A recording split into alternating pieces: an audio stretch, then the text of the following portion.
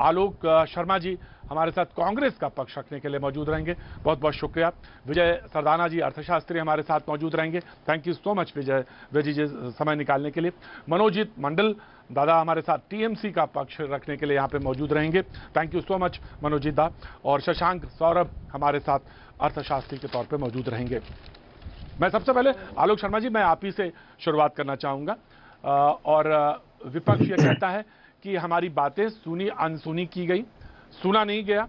और चिदंबरम साहब ने तो ये भी कहा कि ये वक्त ऐसा है कि जिसमें करेंसी छापनी चाहिए। सरकार को ये भी सुझाव दिया। उन्होंने कहा कि कुछ नोबेल लॉरेट ने ये भी सुझाव दिया है, हम भी कह रहे हैं। सरकार वी शेप रिकवरी की बात करती रही, लेकिन जो 4 दशक की बात उन्होंने कही है कि सबसे काला अध्याय है जहां तक इकोनॉमिक ग्रोथ का सवाल है। आलोक जी देखिए, मुझे लगता है कि ये कोई केवल ऐसा नहीं है कि केवल कोरोना की वजह से ऐसा हुआ है। जरूर कोरोना की वजह से अर्थव्यवस्था की जो हालत हुई है उसमें बहुत बुरी हालत होने में बहुत बड़ा योगदान है। लेकिन जब से मोदी जी की सरकार आई है, शुरुआत से आप देखिए, पार्ट टाइम फाइनेंस मिनिस्टर रहे, 2-2 मिनिस्ट्री, 3-3 मिनिस्ट्री एक ही व्यक्ति के पास रही। उसके बाद आनन फानन में नोटबंदी की गई। हम बार बार कह रहे थे कि नोटबंदी के नकारात्मक परिणाम आएंगे, 2 से 3 डिग्री परसेंटेज जो है वो जीडीपी का गिरेगा। डॉक्टर मनमोहन सिंह जी से लेकर तमाम अर्थशास्त्रियों ने चेताया उसके लिए। मैं समझता हूं कि वहीं से कहीं ना कहीं नींव रही। उसके बाद गलत जीएसटी का इम्प्लीमेंटेशन। कल फाइनेंस मिनिस्टर ने ये कहा कि लास्ट ईयर का राज्यों का हमने जीएसटी का जो पैसा है अभी तक नहीं दिया है, अभी तक रिलीज नहीं किया है। अभी इस साल का तो बहुत दूर की बात है। तो मुझे लगता है तमाम चीजें आई और उसके बाद सबसे ज्यादा जो दिक्कत रही, जो इकोनॉमी के नाम पर इवेंट मैनेजमेंट हुआ।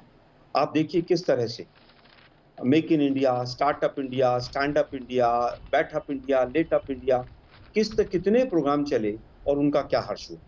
पिछले 6 महीने में किसी बीजेपी के प्रवक्ता के मुंह से मैंने जनधन अकाउंट, मुद्रा लोन और इन चीजों के बारे में कहीं नहीं सुना। ना बिहार के चुनाव में, ना वेस्ट बंगाल के चुनाव में, कहीं नहीं सुना। जो लोग कहते थे कि 2 करोड़ रोजगार देंगे हम, आज केवल आंकड़े आप कोरोना से पहले के कह रहा हूं प्रतीक भाई, क्योंकि बहुत संवेदनशील विषय है।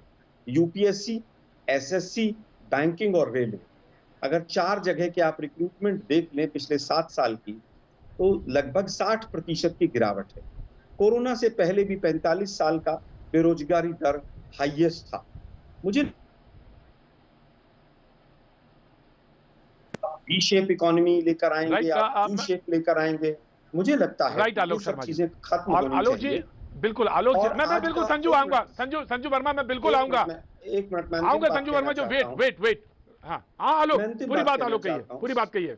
सीएमआई के जो आंकड़े आ रहे हैं और कल जो सरकार की पूरी रिपोर्ट आई है, उसको देखने के बाद मैं कहूंगा सकारात्मक सोचकर सरकार को बड़ी कमेटी बनानी चाहिए, क्योंकि इस वित्त वर्ष के मात्र 2 महीने गए हैं।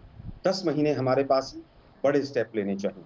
पिछले 1 साल के अंदर आरबीआई से इस सरकार ने 3.25 लाख करोड़ रुपए निकाला। आलोक जी आपने राइट, आलोक जी आंकड़े जरूर हैं, अर्थशास्त्री जरूर बताएंगे, लेकिन मैं एक सवाल आपसे और पूछना चाहते हैं। आप एक ट्वीट है कांग्रेस का, वो कहती है 1 reason for Indian economy trouble, 1 man high headedness, यानी अहंकार है एक व्यक्ति का, या कह लें इसका जो भी ट्रांसलेशन आप करना चाहें व्यक्ति का। मैं जानना चाहता हूं कि जब आप इकोनॉमी पे बात कर रहे हैं तो फिर इसमें राजनीति क्यों ला रहे हैं? मैं बिल्कुल ये सीधा सा सवाल है, आलोक का इसका जवाब दे तो मैं आगे बढ़ूं। देखिए, बिल्कुल इकोनॉमी की बात हो राजनीति नहीं करनी चाहिए, किसानों की बात हो सवाल विपक्ष को नहीं पूछना चाहिए, भारत पाकिस्तान की बात हो तब तो बिल्कुल नहीं पूछना चाहिए, और चीन घुस के बैठ जाए तब भी नहीं पूछना चाहिए, ऑक्सीजन तो बिल्कुल नहीं मांगनी चाहिए, और इंजेक्शन सरकार एक्सपोर्ट करती रहे तब भी विपक्ष को चुपचाप बैठना चाहिए। ये मोदी साहब थे, उनका एक स्टेटमेंट याद आ रहा है मुझे, भाइयों बहनों मित्रों रुपया आईसीयू में पहुंच गया है। वो क्या था? विपक्ष का काम है और सही सवाल पूछा गया है। ये ड्रामा है आपका, उसका ड्रामा कर रहे हैं अब आप ड्रामा कर रहे हैं आलोक शर्मा जी। जब मैं आपसे सवाल पूछ रहा हूं तो आप ड्रामा कर रहे हैं। नहीं है क्या? मेरी सवाल पूछ रहा हूं मैं। नहीं, क्या ये मेरी स्टेटमेंट है? पूरा सुनिएगा।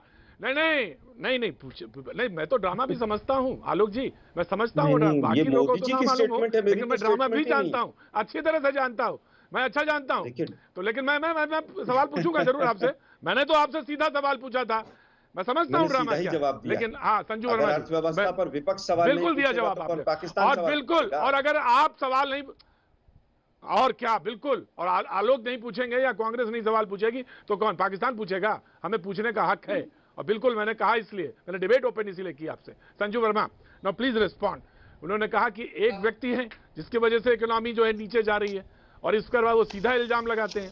तो मैंने तो उनसे यही पूछा था कि राजनीति क्यों, लेकिन उन्होंने अपनी तरह से जवाब दिया। लेकिन कुछ सवाल ऐसे हैं जो निश्चित तौर से बेहद गंभीर हैं, बेरोजगारी दर को लेकर, और 97% लोगों की आमदनी घटी है, ये और ये सवाल ऐसे हैं जो बिल्कुल सीधे हैं और पूछे जाने चाहिए। प्रतीक जी, पहली बात तो मुझे अच्छा लगा कि आप इस बहुत ही सेंसिटिव मुद्दे को लेकर एक डिस्कशन कर रहे हैं, और जैसे मैंने आलोक शर्मा जी की बातें सुनी, आई एम श्योर वो भी बिना इंटरप्ट किए मेरी बातें सुनेंगे और मेरा जवाब सुनेंगे। पहली बात तो ये, हाँ, जीडीपी ग्रोथ में एक घाटा हुआ है 7.3% का पिछले फाइनेंशियल ईयर 2020-21 में। पर जो अहम बात यह है